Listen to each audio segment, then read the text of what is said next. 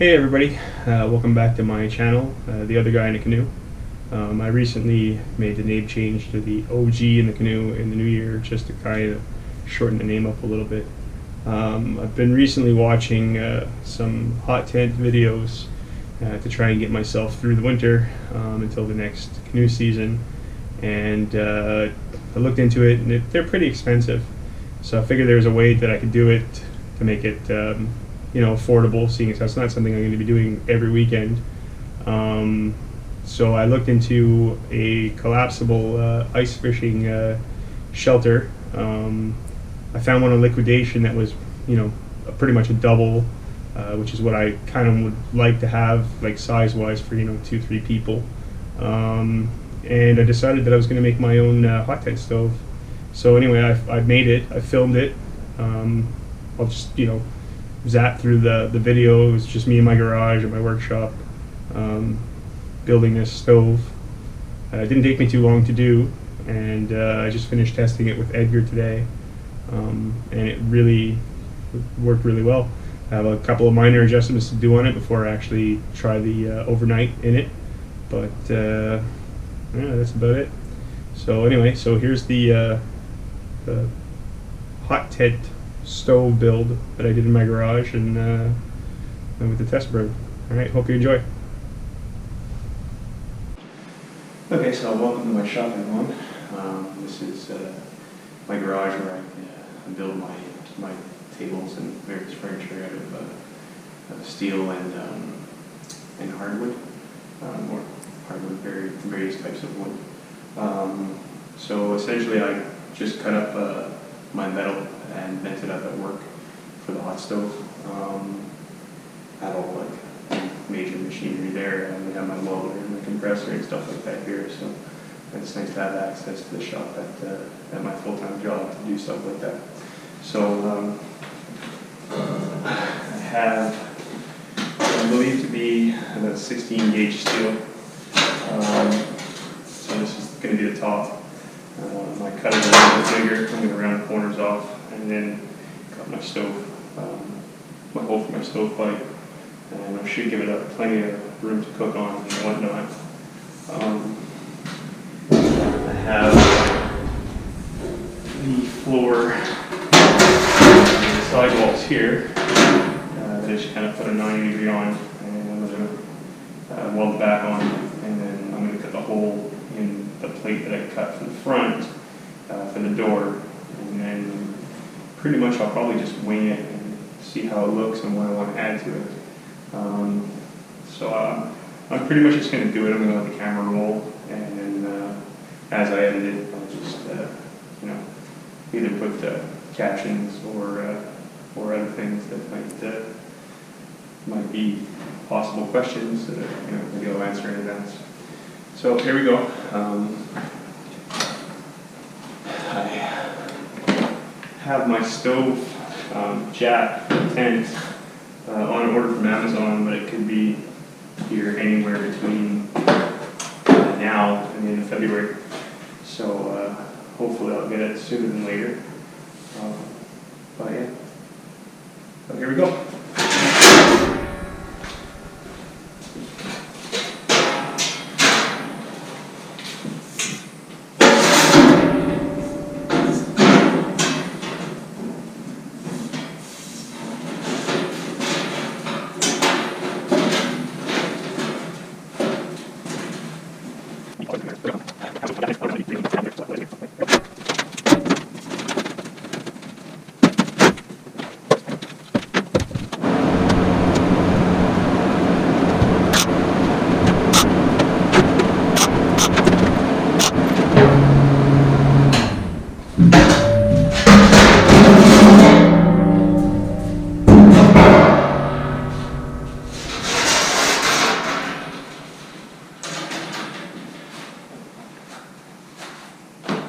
So I tried to make something a little bit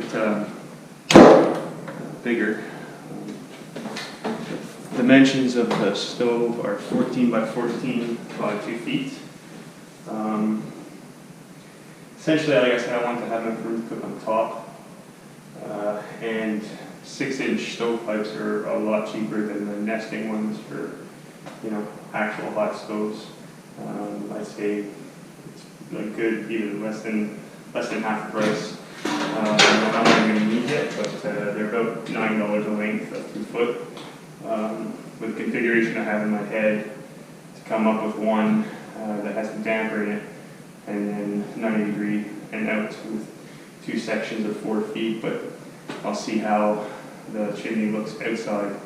If I think it's far enough away from the tent.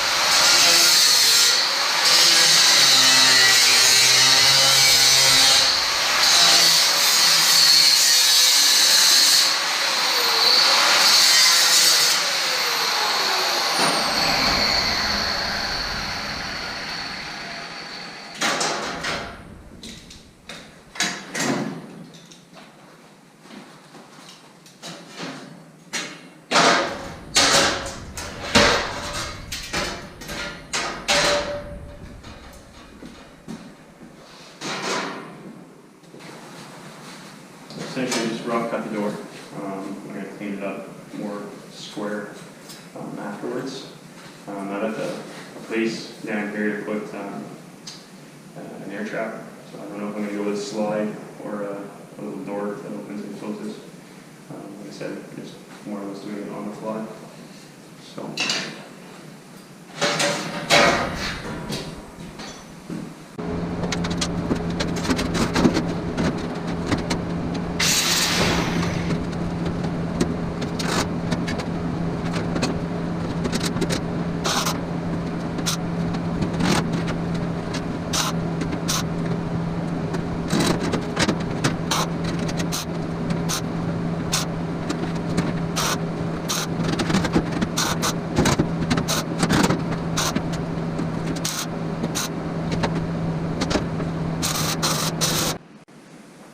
Okay, so I'm back here on day 2. Picked up my stove pipes, Canadian Tire. Like I said, probably about half the price of the stove pipes that go into each other, but it was more the shipping on that thing. They were coming from BC and I couldn't find them anywhere else. So anyway, it should work fine. Like I said, they're just a little bit heavier. Plus all the 6-inch pipes. The accessories for them, like the elbows and the damper, everything are more readily available. So I just decided to go with this. So these are 24-inch, and my stove's 24 inches, but it's 24 inches counting the flange. So I'll probably end up just trimming off an inch and seeing if I can put them all inside the stove for transportation, with the exception of the elbow. So yeah, so like I said, I'm just going to let the camera roll and do my thing. I do have to stop at one point. I just got home from work, so I'm going to have to start making supper soon. But yeah, see how much I can get done before my wife gets home from Costco.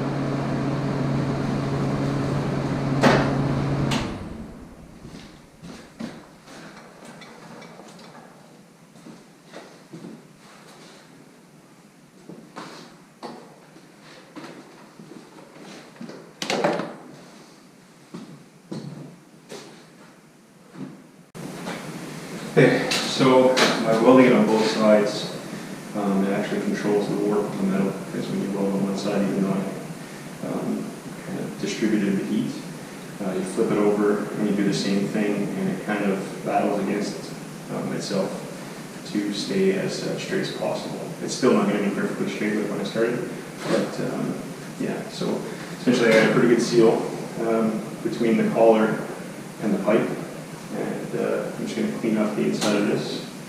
I'm going to place the box on the top, I'll tack it, and then I'll just let this cool down so I can weld the perimeter after I finish supper. So.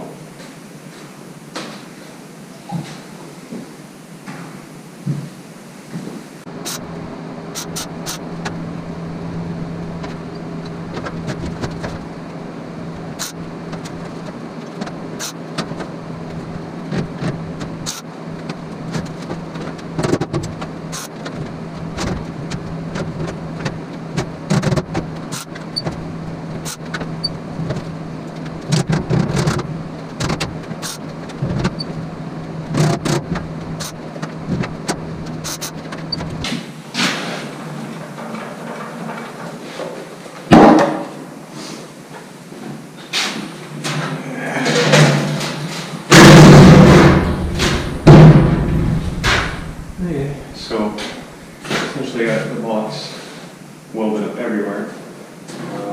I'm just going to clean up a little bit of what I see on top here. Hopefully it doesn't work too much with the fire. It's black steel. And sometimes, I don't know, I'm assuming maybe with even pressure and the fact that there's going to be draft, it probably won't work completely. But if I really would have went all out, I probably would have reinforced the top with a flat bar. But at the same time, as I said, it's just for mostly, probably going up to Algonquin at a new lake for the weekend or something, so we have a place to get after the trail or something, just having a place to chill and relax. So, like I said, I'm going to clean it up and we'll go from there. Okay, so we're back here on day 3 of the build. It's not complete days, but we're fortunate enough to finish work at 12 on Fridays. So I'm back in the workshop, and I'm just going to give you a quick update on where we're at and what we're going to be doing today to finish off the stove. So I put the door on yesterday night. I drilled the holes for the airflow. I'm going to be attaching the door for that today with a little hinge that can keep open at different stages. I'm going to be finishing the handle. Essentially, I'm going to put a latch on the inside, and then the spring is not only going to serve as something that's not going to get hot or as hot as the rest of the stove, but it'll actually be a mechanism that keeps a little bit of pressure up against the latch so that it stays closed when it is in its position. Also, I'm putting on the legs today. I essentially hollowed out these little blocks with a hole through them, and then I have this channel that I had lying around at work that I cut in two. It was double the length of the same profile on the other side. So essentially I'm going to put this onto the stove, and then this is going to be just removable, put the pins in, and then this little lock pin will go through there and hold the leg onto the stove. The other thing I'd like to do is I was thinking about putting just a couple of pegs in the back. So if I ever did want to simmer something while I was cooking something else, I could just lift it off the direct heat and have a bit of indirect heat. And it seems how this is already projected from the stove top, and having something else beside it's not going to be too cumbersome or too bothersome. So anyway, so like I said, I'm going to get to work, and I'll edit the video as I go and put in important parts and whatnot. But yeah, so that's where I'm at.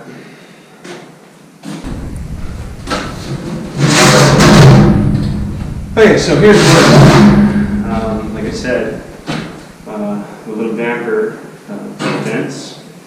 Just put a little pivot. What I did, I welded up.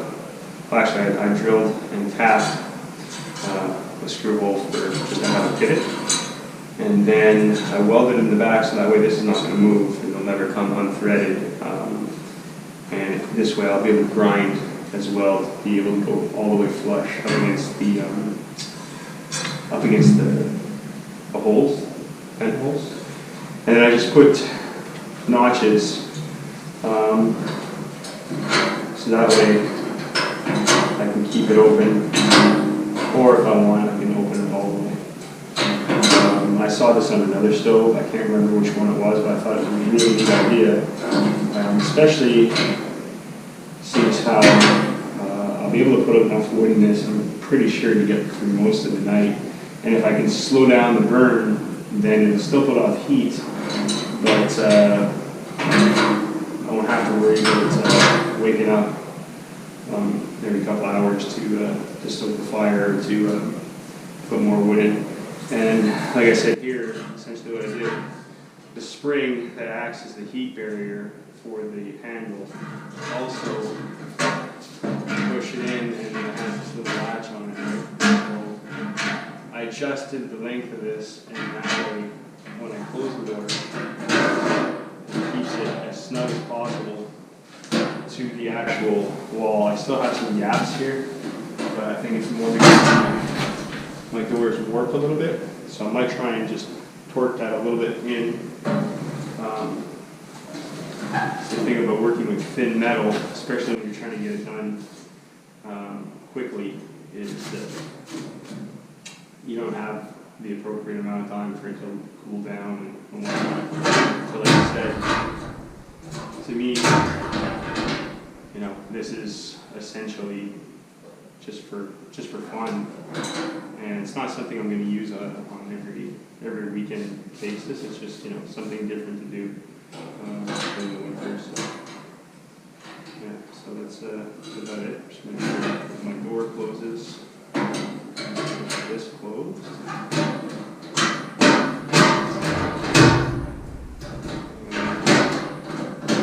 Put an arrow or something there, or maybe I'll hold a little handle off to the side. That way I know which way it's closed. But yeah, so that's essentially it. Now what I'm going to do is I'm going to drill out the blocks to a little bit bigger for those lock pins. I'm going to place them on the side and get the legs done.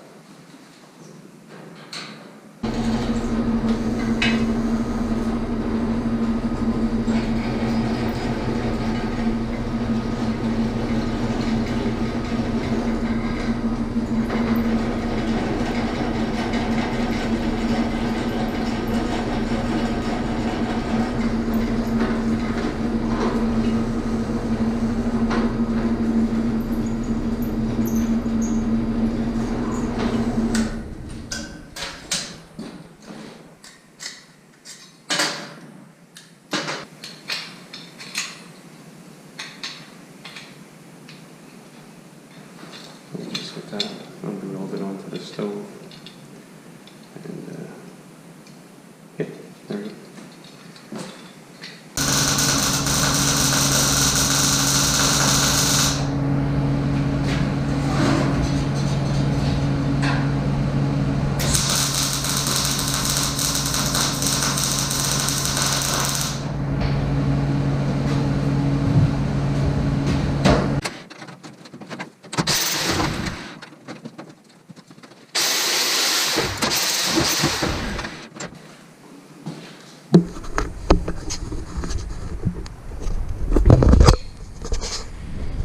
Okay, well, here we go, guys. Here's the stove finished. A couple of things I'm going to do before I test burn. I noticed yesterday that I used galvanized hinges by mistake. Even though they're on the outside, it shouldn't cause a problem. But I'm going to actually just put a rag soaked in vinegar over the top of those overnight. and that'll remove the galvanized coating, so if there is anything, then it'll just burn off.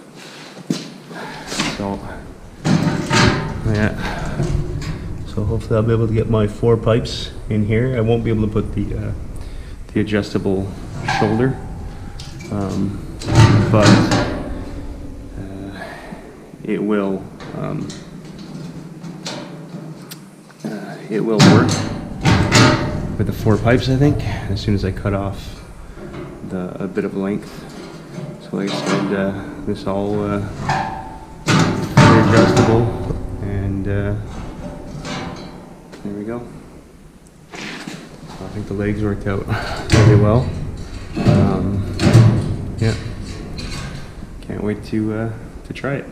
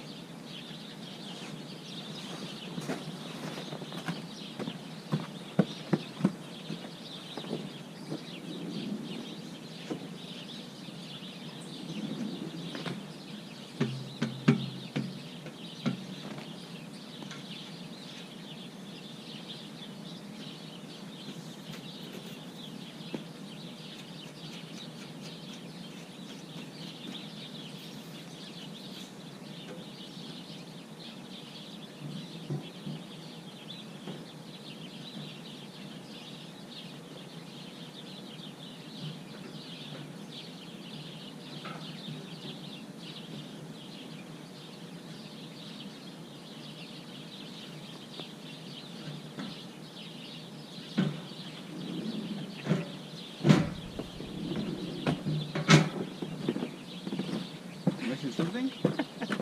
Yep.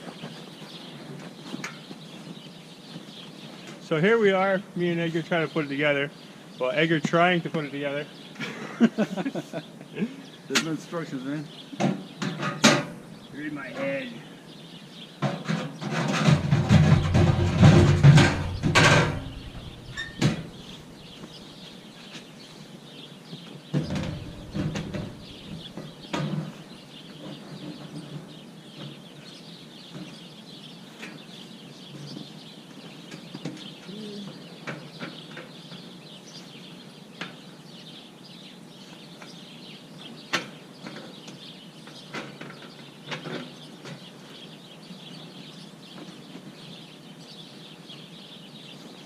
This one.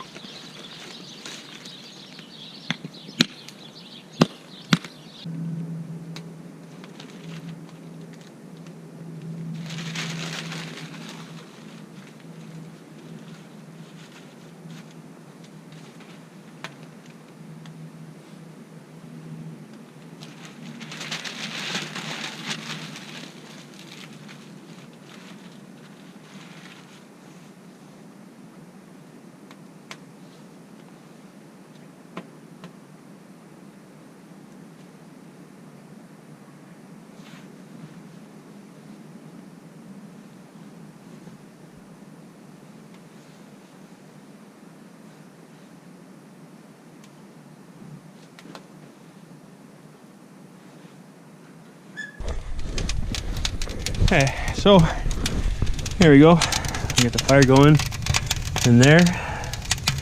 Like I said, I have this little damper here. I can adjust to where I need it. Right now I have the door wide open. Once this catches, I'm going to throw on a couple of the actual water soaked logs, and then close up the door and see if she continues to burn with the damper open, and we'll go from there. So yeah, I think it worked out pretty good so far. Oh, I got some smoke coming out. Yeah. I got some smoke coming out over here on the collar. What I'll probably do is I'll use tape, or actually now that I know that it's 90 degree that I need, I'll just get a 90 degree instead of having this adjustable one. I'll probably just change that out. That way I'm sure that we'll be good. So yeah, we're burning off what we need to burn off. Yeah, it's tough now. Yeah, because it's all because it's like a baked paint on there. So that's all it's got to burn off. Got it. Smoke coming out the end. Over Here here. from the Yeah, elbow. like I said, and even that might have been, it might just be the fact that it's still burning off the paint. So we'll just let it burn and we'll see. But I mean, I could always replace that just for a fixed 90, or that one's adjustable. So I could put it at 45. I could put it like almost straight, but with a twist in it.